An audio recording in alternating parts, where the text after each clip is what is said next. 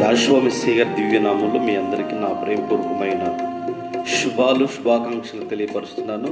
తండ్రి మనకి ఇచ్చినట్టు ఈ అవకాశాన్ని బట్టి కార్యక్రమాన్ని వీక్షిస్తున్న మీ అందరికీ షలోమ్ అండి. పాట విందా తండ్రికి మహిమ కలుగునుగాక. హల్లెలూయా హల్లెలూయా.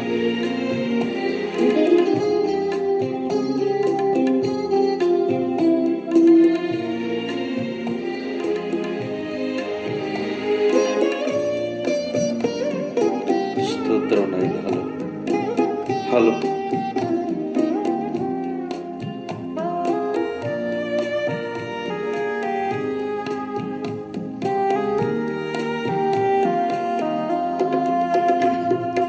కూర్చుందును నీ సన్నిధిలో యావే ప్రతిదినం, ధ్యానింతును నీ వాక్యమును యావే ప్రతిదినం. కూర్చుందును నీ సన్నిధిలో యావే ప్రతిదినం, ధ్యానింతును నీ వాక్యమును యావే ప్రతిక్షణం. నిరంతరం నీ నామమునే ఘనము చేసెదను, ప్రతిక్షణం నీ సన్నిధిలో అనుభవించెదను. కూర్చుందును నీ సన్నిధిలో యావే ప్రతిదినం, ధ్యానింతును నీ వాక్యమును యావే ప్రతిక్షణం.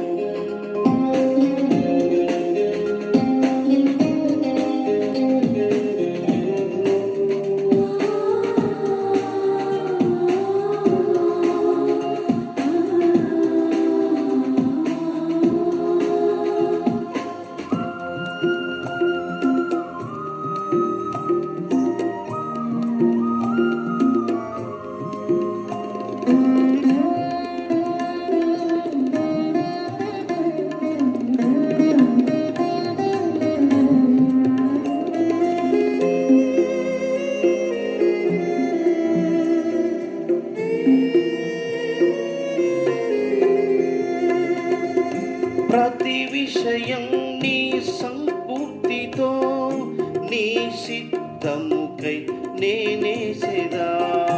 ప్రతి విషయం నీ సంపూర్తితో నీ సిద్ధముకై నేనేసేదా. నీ స్ఫూర్తినే పొంది నే సాగేదా, నీ స్ఫూర్తినే పొంది నే సాగేదా. నీ నామమునే హెచ్చించెదా, నీ నామమునే హెచ్చించెదా. నా అతిశయము నీవే, నా ఆశ్రయము నీవే, నా ఆనందము నీవే, నా ఆధారము నీవే. యెషూవా యెషూవా యెషూవా యెషూవా. కూర్చుందును నీ సన్నిధిలో యావే ప్రతిదినం, ధ్యానింతును నీ వాక్యమును యావే ప్రతిక్షణం.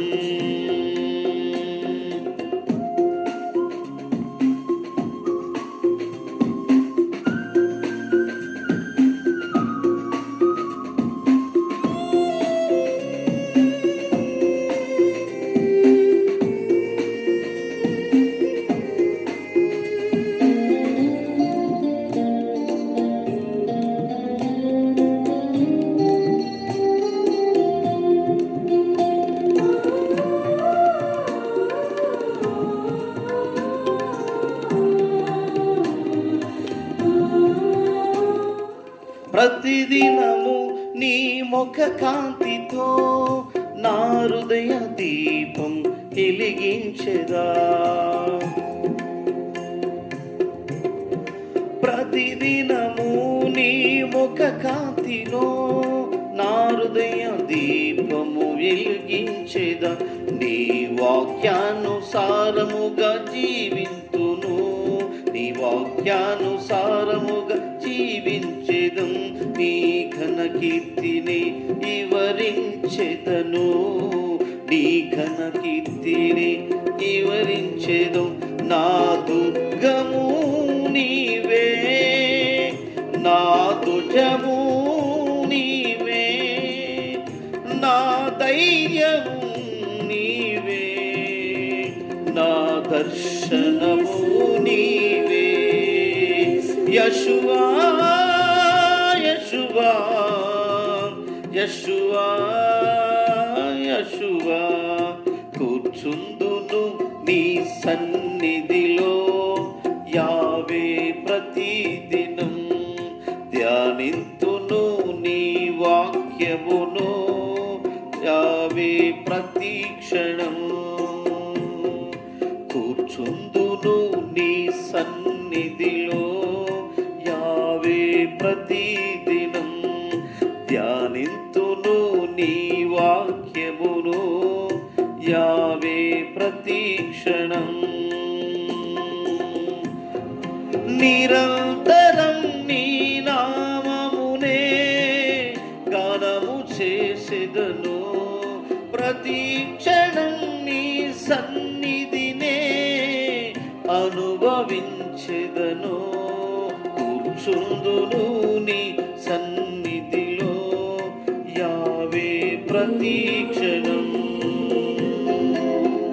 హల్లెలూయా. ఈ శ్రేష్టమైన సమయంలో పరిశుద్ధమైన వాక్యాన్ని మనం విందాం. తండ్రికి మహిమ కలుగును గాక. తండ్రి ఇచ్చిన ఈ అవకాశాన్ని బట్టి యావే తండ్రి మనందరిని కూడా ఆశీర్వదించి కృపలో బలపరిచి ఆయన సహాయాన్ని సన్నిధిలో మనమందరం కూడా తండ్రి యొక్క మాటలు చాలా విలువైన వాక్యాన్ని గౌరవిద్దాం, వాక్యాన్నే ధ్యానం చేద్దాం. తండ్రికే మహిమ కలుగును గాక. హల్లెలూయా. పరిశుద్ధ గ్రంథమైన బైబిల్లో ఈరోజు వాక్య భాగంలో మనం నేర్చుకునే అంశం ఏంటంటే సహనము ద్వారా వచ్చే ఆశీర్వాదాలు. సహనము ద్వారా వచ్చే ఆశీర్వాదాలు మనం పొందాలి అంటే మన సహనము సకల జనులకు తెలియచేయండి ప్రభువచ్చు పర్యంతమని ఫిలిప్పీయులకు రాసిన పత్రిక 4:5 ఈ వాక్య భాగం తెలియపరుస్తూ ఉంది. మత్తయి సువార్త 24:13 వాక్యంలో ఈ రీతిగా రాయబడింది. ప్రభు యాశ్వమెస్సీయ వారు చెప్పిన మాట ఏంటంటే, అంతం వరకు సహించుని వాడు ఎవడో వాడే రక్షణ పొందునని రాయబడింది. బాప్తిసం తీసుకుంటాం, అనేకమైన కార్యాల్లో పాల్గొంటాం, స్వార్థ పరిచర్యలు పాల్గొంటూ ఉంటాం, కానీ అది అంతవరకు సహించేనే తప్ప వాడు రక్షణ పొందలేడు, రక్షణ చూడలేడని, రక్షింపబడలేడని వాక్యం తెలియపరుస్తూ ఉంది. ఎబ్రీ పత్రిక ఎబ్రీలకు రాసిన గ్రంథకర్త 6:15 అబ్రహాము ఆ మాట నమ్మెను, అతడు ఓర్పుతో సహనముతో వాగ్దానాలను పొందిండని ఈ వాక్యం తెలియపరుస్తూ ఉంది. అబ్రహాము సహనముతో ఓర్పుతో 100 సంవత్సరాల దాకా కుమారుడు కొరకు ఎదురు చూసి సహనము పొందినట్లుగా యావే తన కుమారుడు పొందినట్లుగా ఆయన వచ్చిందాకా వెయిటింగ్ చేశాడు. అలాగనే 1 పేతురు పత్రిక 2:19-20 ఎవడైనను అన్యాయముగా శ్రమ పొందుసు యావే గురించిన మనస్సాక్షి కలిగి దుఃఖముతో సహించువాడు ఎవడో వాడు అది హితమగును అని రాయబడింది. అంటే దుఃఖం వరకు వెయిటింగ్, అంటే దుఃఖంతో బాధల్లో కష్టాల్లో ఉన్నప్పుడు యావే సహనం కొరకు కనిపెట్టేవాడు ఆ మేలు వాగ్దానం పొందునని తండ్రి వాక్యం చదివిస్తూ ఉంది. 2 తిమోతి పత్రిక 2:12 ఈ మాట నమ్మదగినది, ఏదనగా ఆయనతో కూడా చనిపోయిన వారమైతే ఆయనతో కూడా బ్రతుకుదుము, ఆయనతో కూడా సహించిన వారమైతే ఆయనతో కూడా ఎరుగుదుము, ఆయనను మనం ఎరుగుదుము అని రాయబడింది. ఆయన విషయాల్లో మనం ఏం చేయాలంటే చనిపోయిన వారుగా ఉండాలి. ఆయన విషయాల్లో మనం లోకంలో జీవిస్తున్నప్పుడు ఆ సహనాన్ని, ఆ ఓర్పును, ఆ శ్రమను, ఆ బాధల కష్టాలు ప్రభువును గురించినట్టు ఎన్నో రకరకాలైన వేదనలు మనకు కలిగినప్పుడు సహించేవారుగా ఉండాలని పరిశుద్ధ గ్రంథమైన బైబిల్ తెలియపరుస్తూ ఉంది. మరొక మాట యాకోబు పత్రిక 1:12 శోధన సహించువాడు ధన్యుడు, అతడు శోధనకు నిలిచిన వాడై యాశ్వమెస్సీయ యొక్క తాను ప్రేమించే వారికి వాగ్దానం చేసిన జీవ కిరీటం పొందుదునని రాయబడింది. ఇది జీవ కిరీటం పొందాలంటే ఖచ్చితంగా సహనముతో, ఓర్పుతో ఆయన యొక్క సన్నిధిలో మనం అందరం కూడా కనిపెట్టేవారుగా ఉండాలని బైబిల్ తెలియపరుస్తూ ఉంది. ప్రియ సహోదరి సహోదరులారా, ఒక ద్రాక్ష తోట అమ్మటి ఒక ఆమె వెళుతూ చూసేలకి కింద పడ్డ ద్రాక్షలు అవి అందంగా ఉన్నాయంట. చూసి ఎంత బాగుండే ద్రాక్షలు ఏరుకుందాం అనుకొని ఆ ద్రాక్ష తోట అడిగిపోతా చుట్టూ కంచె వేయబడ్డాడు. చూసి, అయ్యా కొన్ని ద్రాక్షలు ఇస్తారా అడిగిందాడు. అడిగితే అతడు అన్నాడు, అమ్మా కొద్దిసేపు ఉంటావా, నేను నీకు ద్రాక్షలే కావాల్సింది అని బుట్ట తీసుకొని కట్టుకొని లోపలికి వెళ్ళినట. ఏమే తిందామనుకొని ద్రాక్షలు అడిగానే ఏరుకుందామని. ఇతను లోనకి వెళ్ళి చాలాసేపు అని చెప్పేసి ఎన్ని తిట్లు తిట్టిందో, ఎన్ని మాటలు అందో. కానీ ఆయన కొంచెం సేపుగా తోటలో నుండి ఆ తోటలో ఉన్నట్టు ద్రాక్షలన్నీ ఆ బుట్ట నిండా కోసుకొని వస్తూ ఉన్నాడు.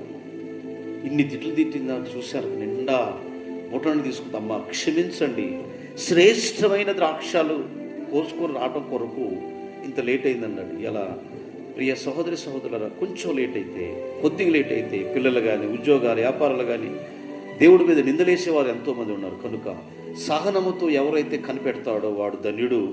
వాడు తను ప్రేమించినట్టు యాశ్వమేశ్వర వాగ్దానాలన్నీ పొందుకొని జీవ కిరీటాన్ని మనకిస్తారని ఈ మాట తెలియపరచబడింది. కనుక ప్రతి ఒక్కరు కూడా యావే సన్నిధిలో యావే బిడ్డలుగా సహనంతో కనిపెడదాము.